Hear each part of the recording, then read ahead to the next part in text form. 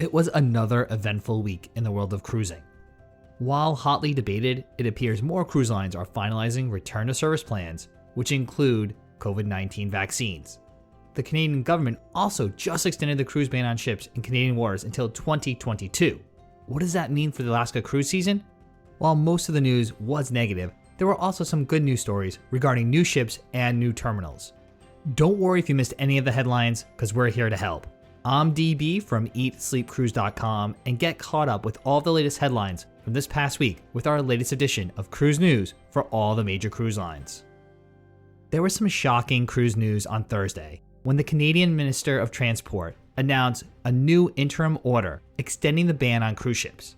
Specifically, the ban applies to cruise vessels in all Canadian waters from now until February 28th of 2022. This applies to cruise vessels carrying more than 100 people. In addition, the Government of Canada continues to advise Canadian citizens and permanent residents to avoid all travel on cruise ships outside of Canada until further notice.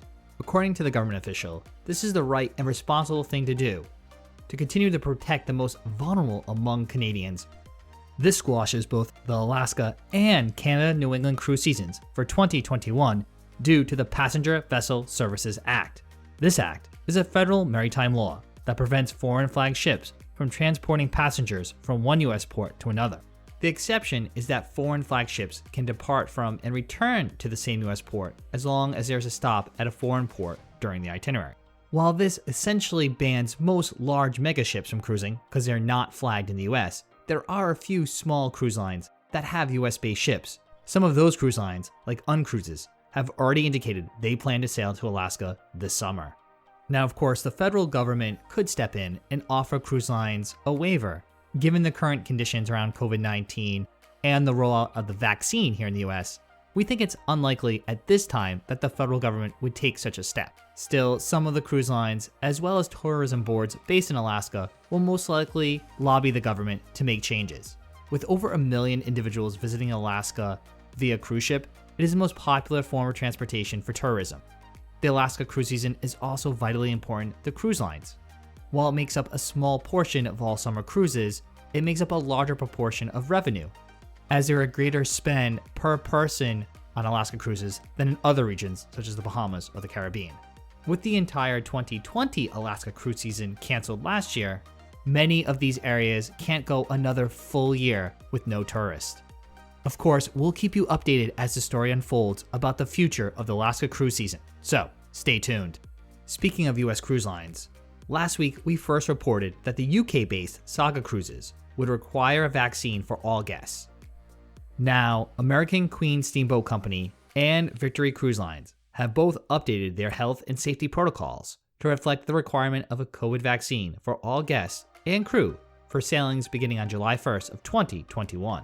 This requirement is in addition to the already announced pre-boarding safety measures, which includes a health questionnaire and COVID-19 testing. In addition to these measures, the cruise line will employ increased sanitation throughout the ship, temperature checks, and social distancing measures. There will also be reduced guest capacity and fresh air ventilation systems with added UVC lights. And yes, the brands have confirmed that face masks will be required until the CDC recommends otherwise. Now, since both of these brands cater to the 65+ community, they are confident that guests will be able to receive both doses of the vaccine before July 1st. If they have not, the trip can be rebooked for no charge.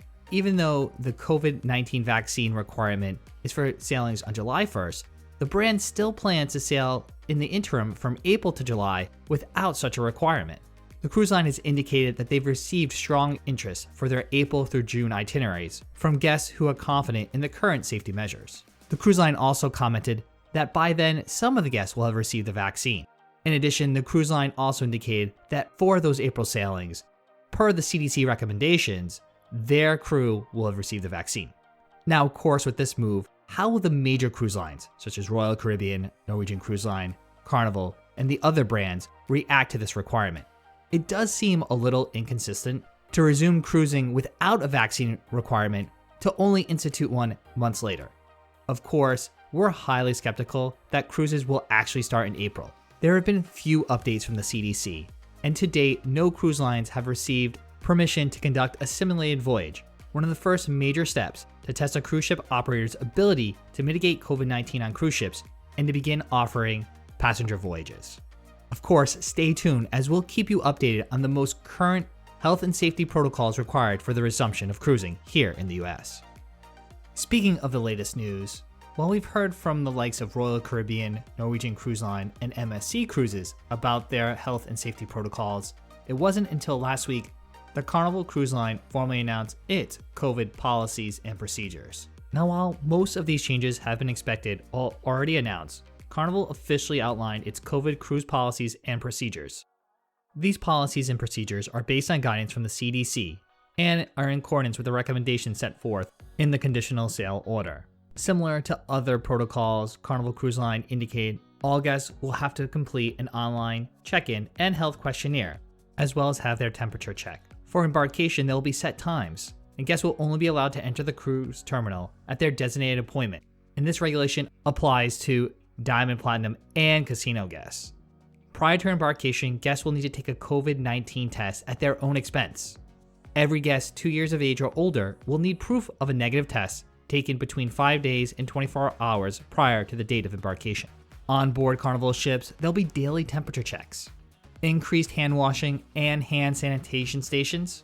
Guests 2 years of age or older will need to wear a mask when indoors, except when inside their own stateroom.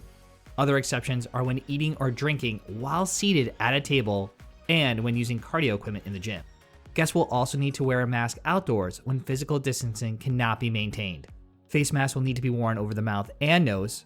Gaiters and bandanas will not be acceptable, and face shields can only be worn in addition to a face mask.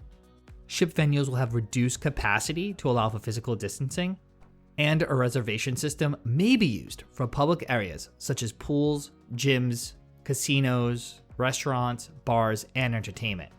Carnival has implied that these rules will remain in effect as long as the declared public health emergency involving COVID-19 remains in effect. When cruising with Carnival during the pandemic, guests acknowledge all risks when accepting their ticket contract and agree to comply with all Carnival COVID policies and procedures. Will you still cruise with Carnival COVID cruise policies and procedures in place? What are your thoughts on these requirements? Let us know in the comments section below when you plan to cruise with Carnival again. In some more positive news, Viking Cruises' Viking Mars keel laying occurred just the other day. This ceremonial process for Viking Cruises' 8th ocean ship took place at the Fit to Carry shipyard. This 930-passenger, 47,800 gross ton ship is scheduled to be delivered in 2022. The 7th ship in the Viking fleet, Viking Venus, will debut this year. It seems like the global pandemic has done little to slow Viking Cruises' growth. The company still has plans to debut the Viking Mississippi, offering classic Americana trips on the Mississippi River in 2022. The brand's first expedition ship will also set sail for the first time in that year. We also reported last week that Viking Aton, a brand new ship built to cruise the Nile River, will also debut in 2022. Certainly, there will not be a lack of new ships and unique itineraries to book with Viking Cruises.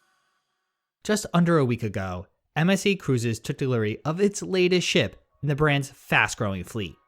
A small flag ceremony was held at the shipyard in France, where MSC Virtuosa ceremonially received her official flag. MSC Virtuosa will officially enter service on April 16th with 4 cruises in the Mediterranean. Then the ship will relocate to its new home port in Germany to begin Northern European itineraries beginning May 8th.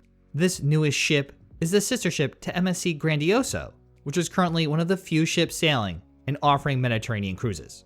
MSC Virtuoso has 19 decks, all named after famous composers. The ship also includes the signature Meraviglia-class Galleria and LED dome. The ship is also home to 2 brand new restaurants and a new specialty bar.